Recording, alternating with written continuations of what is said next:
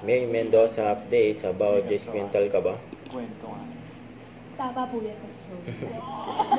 Yan lang lumalabas si May. Pati go. Tama po yan, Pastor. Minsan, iba pang kwento sa likod ko. Anong sorpresa na naman? Anong sorpresa kaya ang hatid? Pati si Ng Bossing. mga bisita natin ngayong araw. Hindi ka papasok si mga alam. Gulat. Gulat. Nagulat lang ako. Take two. So, Ngayon, alam mo na malalabas sa buwak ko. Kailangan salamate. Magulat lang. Tuwan-tuwa si May. Yan sinang ko po. Lenga. Kaya silang dalawa, mag-o, si Bossing at May. Paalala na.